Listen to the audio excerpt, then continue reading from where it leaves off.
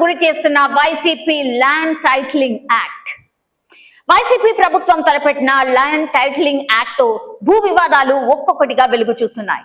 గత సంవత్సరం డిసెంబర్ నెలలో వెంకటేశ్వరరావు అనే వ్యక్తి నుంచి 3 ఎకరాల 69 సెంట్లు వ్యవసాయ భూమిని ముసునూరు విజయలక్ష్మి అనే ఆవిడ కొనుగోలు చేశారు. అదే నెలలో 1B రికార్డుల్లో సైతం ముసునూరు విజయలక్ష్మిగా పేరు మార్పు చేశారు. తాజాగా రీసర్వే చేసి LP 1153 నంబర్తో అధికారులు అడంగల్ రిపోర్ట్ ని ఇచ్చారు. రీసర్వే చేసి ఇచ్చిన అడంగల్ రిపోర్ట్ లో తన భార్య పేరు బదులు సదరు అమ్మిన వ్యక్తి పేరు ఉండడంతో ముసునూరు విజయలక్ష్మి భర్త శ్రీధర్ కంగుతిన్నాడు. అది అలా ఉంటే ఇక్కడ ఇంకో ట్విస్ట్ జరిగింది.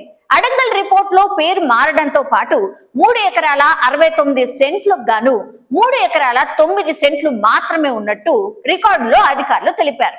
మిగతా 60 సెంట్ల భూమి ఎటుపోయింది, ఏమైపోయింది? అడంగల్ రికార్డుల్లో లేని 60 సెంట్ల భూమి వివరాలతో పాటు తన భార్య పేరు మార్పుపై అధికారులని నిలదీయగా అధికారులు పొంతన లేని సమాధానాలు చెప్తున్నారు. వేరొకరికి ఈ భూమి అమ్మాలన్నా అమ్మలేని స్థితిలో భూ యజమాని ముసునూరి శ్రీధర్ ఉన్నట్టు తెలుస్తోంది. ప్రజలను ఆందోళనకు గురి చేస్తున్న ఈ చట్టమే ల్యాండ్ టైటిలింగ్ యాక్ట్. వైసీపీ ప్రభుత్వం అమలు చేయాలని భావిస్తున్న ఈ భూ యాజమాన్య హక్కు చట్టం ల్యాండ్ టైటిలింగ్ యాక్ట్ 2024 పై పెద్ద ఎత్తున వ్యతిరేకత వస్తోంది. అసలు ఈ చట్టం తీసుకురావాలని ఏపీలో ఉన్న వైసీపీ ప్రభుత్వం నిర్ణయించినప్పుడే రాష్ట్ర న్యాయవాదులు అభ్యంతరం వ్యక్తం చేశారు.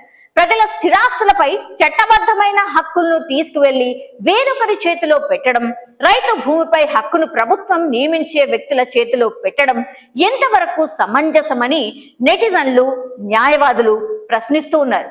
దీనివల్ల వివాదాస్పద భూములు, స్థిరాస్తులు, స్థలాలకు సంబంధించిన వ్యవహారాల్లో ప్రత్యక్షంగా రాజకీయ జోక్యానికి ఆస్కారం ఇచ్చినట్టు అవుతుందని, ఇదే జరిగితే తద్వారా అధికారంలో ఉన్న రాజకీయ పార్టీ నేతలు చెప్పిన వారికి మేలు జరిగేందుకు అవకాశం ఏర్పడుతుందని పలువురు ప్రముఖులు పేర్కొంటున్నారు. మరిన్ని అప్డేట్స్ కోసం మా కాయ్ టీవీని సబ్స్క్రైబ్ చేసుకోండి. మా వీడియో కనుక మీకు నచ్చినట్లయితే లైక్ చేయండి, షేర్ చేయండి. మీ విలువైన అభిప్రాయాలను కామెంట్ బాక్స్లో తెలియజేయండి.